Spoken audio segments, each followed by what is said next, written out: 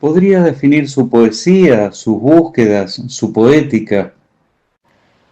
Mi poesía y mi poética se definen por una sensibilidad social, un marcado diálogo intercultural y una espiritualidad existencial y femenina que cruzan y atraviesan toda mi obra. Mis versos están impregnados de una búsqueda de justicia, memoria, identidad y resistencia ante el olvido y la opresión. Creo que los rasgos principales de mis poéticas serían los siguientes. Primero, el compromiso social y político. Mis poemas denuncian la injusticia, defienden los derechos de las mujeres, dan voz a los silenciados. Un ejemplo es mi poema Jasad, dedicado a la poeta libanesa Shua Magdad, donde reivindica la dignidad del cuerpo y la libertad femenina. Otro rasgo podía ser, en mi poética, el lenguaje emocional y simbólico. Mi estilo mezcla lo directo con lo simbólico. Utilizo imágenes delicadas como el mar, la luz, los labios, que se cargan de significados íntimos y universales. Otro rasgo de mi poética podría ser la escritura transcultural. Aunque soy italiana, elijo escribir en español, lo que refleja una identidad poética híbrida a fin de no olvidar el castellano, dado que ahora estoy viviendo en Italia.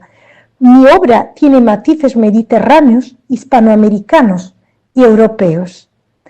Un poco debido también a mi historia personal, ¿no?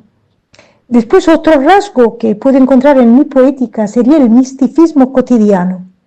En muchos de mis poemas hay una reflexión sobre el alma, el silencio, la trascendencia, pero sin caer en el dogma. Se trata más bien de una espiritualidad que nace del cuerpo, del amor y del dolor humano. Y por último rasgo, pues la memoria y el exilio, la memoria personal y colectiva, el desarraigo y la nostalgia aparecen como hilos que cosen mis libros, desde Rosas azules sobre el tomillo perfumado hasta Lo que sueño olvido. Tracemos una línea entre su primer libro y el último. ¿Qué camino recorrió su lenguaje?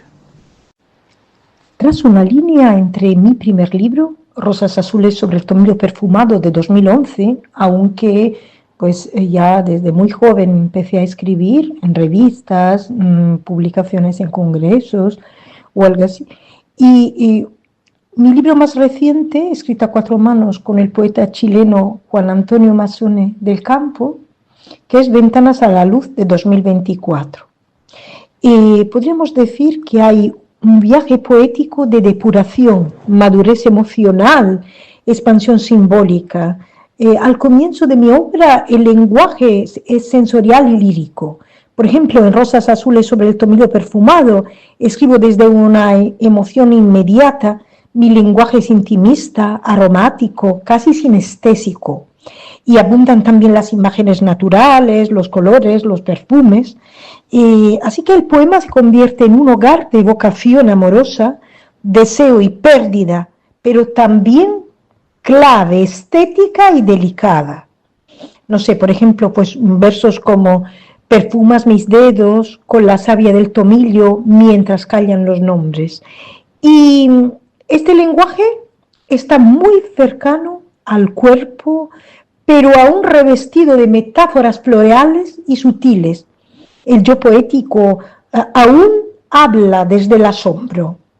Después se puede advertir una evolución, una voz más crítica y consciente. A medida que avanza mi obra, el título, por ejemplo, Donde tuve tus labios, Ocultando el olvido, el lenguaje se vuelve más directo, más desgarrado, más consciente quizás del dolor social. Hay una progresiva abertura hacia lo colectivo, lo político, lo intercultural. No sé, versos, por ejemplo, como tu nombre es un país desierto, sin banderas que defender y sin dioses que callen mi grito. Así se puede ver como la metáfora no desaparece, pero se agudiza y se politiza. El amor se vuelve frontera, el cuerpo resistencia. Aparecen temas como el exilio, la memoria histórica, la identidad de la mujer como cuerpo y palabra. Y después ya estamos delante de una última etapa que se puede definir como una síntesis entre lo íntimo y lo universal. En lo que sueño olvido, por ejemplo, quizás hay una poética de madurez, una referencia a los clásicos, por ejemplo, pues un poema muy querido para mí, escrito a 4 manos, es Los amantes de Pompeya, pues donde hay pues o por ejemplo el poema dedicado a Orfeo, donde hay una referencia al mito, a Antígona, por ejemplo. El lenguaje ha sido depurado, es un lenguaje más sobrio, más incisivo, pero también más consciente de su dimensión simbólica y filosófica. Podríamos decir que el poema respira tanto en lo íntimo como lo colectivo. Lo que sueño no me pertenece, viene de los huesos del mundo, ¿no? Pues un verso. Y aquí el verso ya no busca belleza por sí misma, sino busca verdad poética con una voz que ha recorrido el amor, el exilio, la pérdida, y ahora escribe desde un lugar de sabiduría lúcida. Entonces, si tengo que resumir, en resumen, puedo decir que mi lenguaje ha recorrido un camino que va de la intimidad sensorial a la denuncia social, de la ornamentación lírica a la palabra esencial, de la voz enamorada a la voz universal y femenina, sin perder nunca la identidad poética, o una cosa pues que cuido mucho es también la elegancia verbal. Por último, ¿cuál es el fin de escribir poesía? El fin de escribir poesía, como yo misma he sugerido en entrevistas, ensayos, el fin de la poesía para mí no es explicar, sino evocar, resonar en la experiencia humana y construir puentes entre lenguas, culturas y almas. Yo creo que eso es el fin de escribir. No sé, pienso en estos versos, por ejemplo, la poesía es una forma de resistencia íntima, de belleza, la manera de decir lo indecible, de nombrar la emoción y de compartir lo esencial.